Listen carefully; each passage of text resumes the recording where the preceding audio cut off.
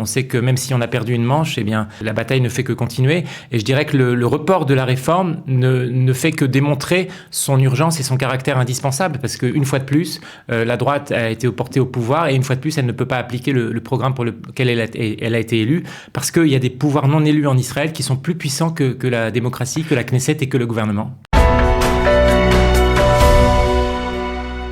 Nous avons le plaisir d'accueillir dans ce studio Maître Pierre Lursa. Pierre, bonjour, Boker Tov. Bonjour Daniel. Juriste, également écrivain, essayiste, traducteur en particulier de la biographie de Zev Jabotinsky. Vous étiez hier dans la grande manifestation de la droite israélienne en faveur de la réforme. Ça s'est passé au Gan Saker. On a parlé d'une centaine de milliers de participants à cette manifestation. Et moi, la première question que je ne peux pas m'empêcher de vous poser, c'est pourquoi finalement a-t-il fallu attendre 3 mois avant que la droite israélienne ne se réveille et ne manifeste ou ne provoque une contre-manifestation face aux manifestations anti-réforme? Oui, c'est une question qu'on peut se poser. Je n'ai pas de réponse. Je suis comme vous, je me pose aussi la question, mais... Est-ce que finalement, il n'y a pas eu une négligence au niveau de la mobilisation de la droite israélienne face à cette nuée humaine de manifestants qui ont manifesté depuis 12 semaines, chaque samedi soir, chaque jeudi, qui se sont mobilisés, qui sont descendus dans la rue pour protester contre la réforme? Oui, peut-être que il y a eu une erreur de laisser le terrain de la rue effectivement à l'opposition. En même temps, c'est un petit peu, je dirais, la règle dans les démocraties, que c'est le parti au pouvoir n'occupe pas la rue. En général, la rue est occupée par les opposants. Et peut-être c'était une erreur effectivement du point de vue tactique de laisser uniquement la rue aux opposants. Mais il faut dire que les manifestations du côté des opposants ne sont pas spontanées. Elles sont largement organisées et financées aussi, alors que la grande manifestation d'hier était une manifestation largement spontanée. Quels étaient les slogans? Qu'est-ce que vous avez entendu comme message de la part des participants, des dirigeants? On a vu Bezalel Smotrich, on a vu Itamar Ben-Gvir, certains des leaders qui siègent au sein du gouvernement aujourd'hui manifester, parler, s'exprimer devant les manifestants hier. J'ai entendu à la fois l'exigence de continuer dans la réforme judiciaire, et puis aussi beaucoup de messages de confiance, qu'un peuple éternel n'a pas peur d'une longue route. Et voilà, c'est un petit peu le credo qui anime le public sioniste religieux. On sait que même si on a perdu une manche, eh bien, la bataille ne fait que continuer. Et je dirais que le report de la réforme ne fait que démontrer son urgence et son caractère indispensable, parce qu'une fois de plus, la droite a été portée au pouvoir, et une fois de plus, elle ne peut pas appliquer le programme pour lequel elle a été élue, parce qu'il y a des pouvoirs non élus en Israël qui sont plus puissants que la démocratie, que la Knesset et que le gouvernement. Et vous considérez que de facto, en fait, la droite israélienne qui est au pouvoir a subi effectivement une défaite, comme vous le dites? Oui, bien sûr, c'est une défaite. C'est une défaite face au chantage de manifestations violentes, au chantage de la Histadrout, au chantage de réservistes qui sont des soldats sous condition, qui ne servent que lorsque le gouvernement est de leur côté. Donc effectivement, il y a eu un immense chantage qu'on a d'ailleurs sans précédent dans l'histoire d'Israël. C'est la première fois qu'on voit effectivement une opposition qui est tellement, je dirais, qui renonce à tous les principes sur lesquels repose à la fois le consensus, le faible consensus, mais le consensus minimum qui existe en Israël, et aussi qui ont rejeté toutes les règles de la démocratie. Mais qui est tout de même une opposition qui s'est mobilisée, c'est-à-dire elle est descendue dans la rue. Il faut quand même maintenir cette pression semaine après semaine, presque jour après jour de manifestations. C'est-à-dire comment vous l'expliquez cette mobilisation? Est-ce que dans cette population qui est descendue dans la rue contre la réforme, il y a deux populations, il y a deux communautés, on va dire ceux qui sont sincèrement inquiets pour l'avenir de l'État d'Israël, et puis il y a d'autres peut-être qui sont peut-être un petit peu plus radicaux et qui veulent aller plus loin dans leurs revendications? Bien sûr, il y a une population qui est très composite, il y a toutes sortes de gens qui manifestent, et pour toutes sortes de raisons, et souvent d'ailleurs pour des raisons très sectorielles. Moi-même, j'ai une fille qui manifeste pour le droit des femmes, parce qu'effectivement, je dirais, l'un des enjeux de ce combat aujourd'hui en Israël, de ce combat politique, c'est finalement un combat entre d'un côté une vision d'un Israël plus juif, et de l'autre côté un combat de tous les, je dirais, de tous les progressistes, tous ceux qui incarnent qui voudrait qu'Israël incarne le visage d'un pays progressiste au sens occidental, libéral au sens américain.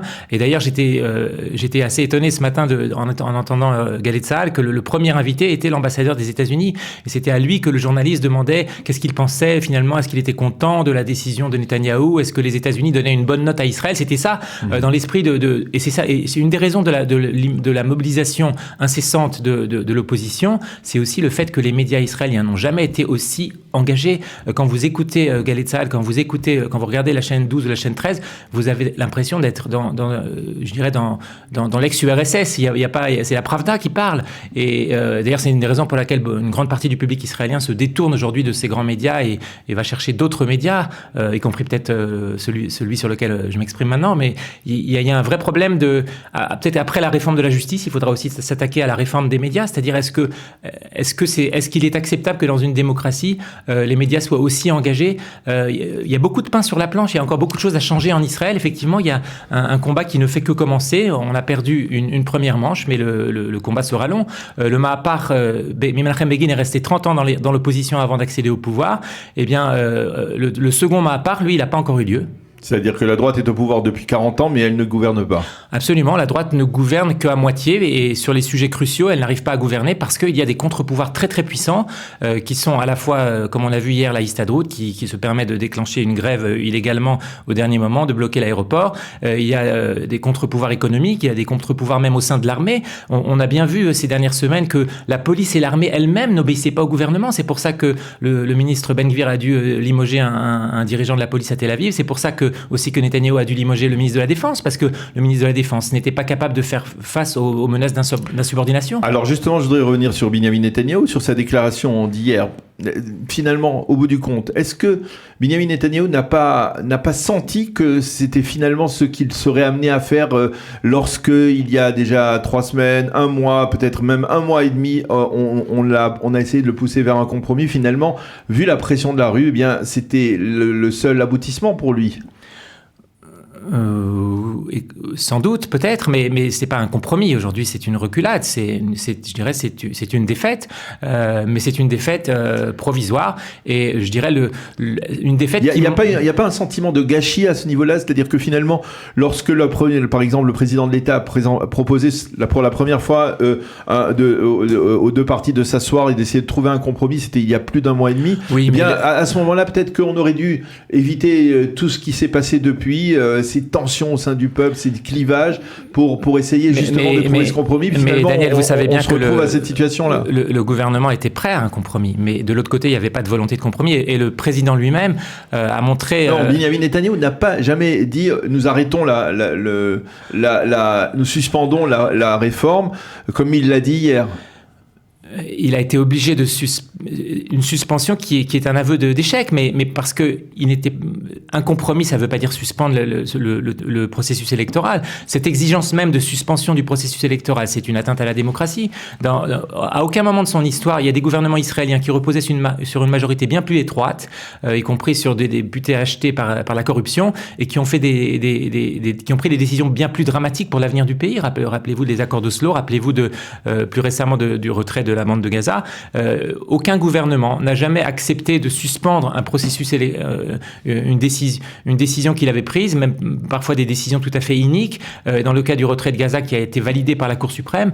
Donc cette exigence même de suspendre le processus... La main sur le cœur, Pierre, vous n'avez pas l'impression, on a vu Binyamin Netanyahou hier, on l'a vu presque fatigué, on l'a vu tendu, vous n'avez pas l'impression que quelque chose s'est brisé chez Binyamin Netanyahou? Pas du tout, non, au contraire, j'ai vu un Netanyahou qui était je dirais, au meilleur de sa forme et au meilleur de ce qu'il incarne, c'est-à-dire c'est à la fois un dirigeant, c'est à la fois le dirigeant du camp national de la droite israélienne, et aussi il a su s'élever au-dessus des clivages. Il était vraiment mamlarti.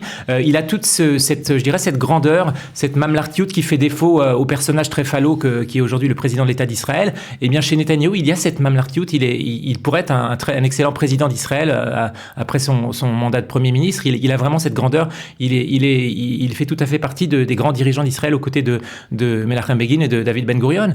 Et de ce point de vue-là, c'était tout à fait indéniable en l'écoutant, même si la décision qu'il a annoncée était très décevante. Mais c'était pas seulement sa décision à lui, c'était peut-être, je dirais, la force des choses et la force de ce chantage incroyable qu'on a vécu pendant des semaines et des mois. Quand il utilise l'analogie du jugement du roi Salomon, c'est pour dire que de facto, dans la société israélienne, il y a un camp qui est responsable et un camp qui est irresponsable. Alors Netanyahou s'est abstenu et que lui il est dans le camp responsable, on va dire. Non, il ne l'a pas dit. Il a été là aussi très mamlarti, peut-être un petit peu trop, presque. J'ai envie de dire. Myriam Pérez, elle aussi avait fait cette comparaison hier aussi dans la journée, et la comparaison, moi je dirais, elle est très claire. Il y a une partie dans le peuple d'Israël, en tout cas dans les dirigeants de l'opposition, qui sont prêts à s'aborder le pays et à sacrifier le pays simplement parce qu'ils refusent d'être dans l'opposition, parce qu'ils ne sont pas prêts à accepter que le pouvoir soit aux mains de la droite. Donc oui, l'analogie est très très claire. Il y a des gens pour qui l'avenir d'Israël, c'est uniquement leur avenir à eux, c'est uniquement l'avenir de ce qu'ils représentent, de leur pouvoir. Et il y a des contre-pouvoirs très puissants en Israël, ce que certains appellent le deep state israélien. On a vu même ce matin, en entendant l'ambassadeur des États-Unis, qui est derrière le deep state en Israël. Ce sont des intérêts très puissants. Et l'enjeu de la réforme judiciaire, bien au-delà, je dirais même des problèmes techniques, c'est effectivement de rendre le pouvoir au peuple d'Israël. Alors la question que l'on se pose maintenant, c'est est-ce qu'on peut véritablement, dans la conjoncture actuelle, trouver un dénominateur commun, faire une réforme qui pourrait satisfaire à la fois le camp de la gauche et le camp de la droite, trouver un compromis, un modus vivendi, et au-delà un modus vivendi pour vivre ensemble, parce que là on est on a vécu ensemble pendant 70 ans, pendant 75 ans. Ceux qui ont brisé toutes les règles, ceux qui ont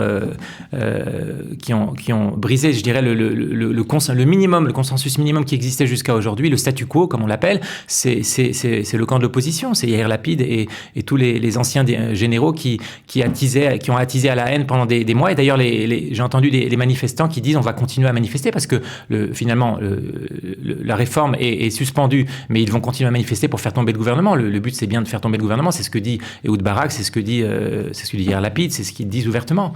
Comment vous expliquez les derniers sondages qui ont été rendus publics hier soir, des sondages qui ne sont pas véritablement à l'avantage du camp de la droite, de Binyamin Netanyahou? On voit pour la première fois d'abord que le Likoud est en dégringolade avec 25 mandats et qu'il n'a plus la capacité de former une coalition majoritaire. Et on voit aussi pour la première fois, et ça c'est tout à fait nouveau, que Benny Gantz dépasse Binyamin Netanyahou dans l'aptitude à être Premier ministre. Comment vous interprétez ces sondages ? Je ne m'intéresse pas beaucoup aux sondages, mais c'est évident qu'il peut y avoir un effet d'usure et qu'il y a aussi un effet d'une propagande incessante contre ce gouvernement qui a quand même fait déjà pas mal de choses au-delà même de cette réforme judiciaire qui a été lancée sur les rails. Il y a beaucoup de choses qui ont été faites. Par exemple, l'annulation de la loi injuste sur le retrait du nord de la Samarie. Il y a beaucoup de choses qui sont en train de se faire aussi.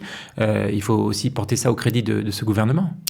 L'avenir, vous êtes optimiste, vous avez le sentiment qu'on a passé le plus dur de la crise et que on peut revenir, disons, en perspective du Yom Ha'atzmaut vers vers un dialogue, vers un rapprochement entre les différentes composantes de cette société israélienne clivée? Ça dépend pas de nous, ça dépend Mais chacun ne peut pas faire obligatoirement son examen de conscience, de dire, c'est-à-dire si la droite s'est trompée, faire son examen de conscience, si la gauche s'est trompée, qu'elle fasse aussi son examen de conscience. Mais est-ce que d'un côté et d'un autre, est-ce que finalement on ne peut pas trouver les moyens de vivre ensemble ? Mais on vit très bien ensemble. J'ai vu hier à la grande manifestation de la droite israélienne, j'ai vu quelques gens de la gauche qui étaient là et qui discutaient de manière tout à fait sereine. Le peuple d'Israël est tout à fait capable de parler et d'avoir des discordes fondamentales, mais ce qui est inquiétant, ce sont ces forces qui sont derrière et qui attisent à la haine et à la guerre fratricide. De ce point de vue-là, d'ailleurs, je suis pas non plus inquiet parce que pour faire une guerre fratricide, là aussi, il faut être deux. Et de ce côté-là, la droite a toujours refusé la guerre fratricide. C'est toujours c'est Menachem Begin qui a refusé de riposter à l'époque de l'Altalena.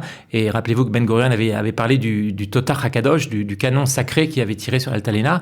Là aussi, il n'y aura pas de guerre fratricide parce que le peuple d'Israël a l'habitude des discordes, il vit dans les discordes depuis le début de son histoire. Et aussi, vous dites, il n'y aura pas de guerre fratricide parce que la droite sait se retenir. Absolument, parce que la droite est prête, comme toujours, je dirais, à serrer les dents et finalement à renoncer en vue de l'intérêt supérieur de la nation, et c'est ce qu'a fait hier Benjamin Netanyahou. Est-ce que, ce sera ma dernière question, pour faire voter la réforme telle que le souhaiterait peut-être la droite israélienne, telle que le souhaiterait par exemple Yariv Levin, eh bien, il ne fallait pas, au lieu de mettre les pieds dans le plat comme on l'a fait, agir avec un petit peu plus de ruse, peut-être comme l'a fait Aaron Barak lorsqu'il a fait voter sa révolution il y a de cela une trentaine d'années. Ah, certainement, si on était un petit peu moins démocrate et un petit peu plus autocratique comme savent l'être les gens comme Aaron Barak, qui a fait lui une vraie révolution sans que personne s'en aperçoive, mais c'était pas du tout démocratique, et la droite est profondément démocratique. Eh bien, Maître Pierre Lursa, merci beaucoup d'être venu d'abord dans notre studio pour nous parler de cette manifestation qui s'est tenue hier à Jérusalem, manifestation de la droite israélienne, et pour nous parler des conclusions que l'on peut tirer après la décision de Benjamin Netanyahou de geler, au moins provisoirement pendant les prochains mois, la réforme judiciaire et de dialoguer avec les opposants à cette réforme. Merci d'avoir été avec nous ce matin. Bonne journée. Merci Daniel.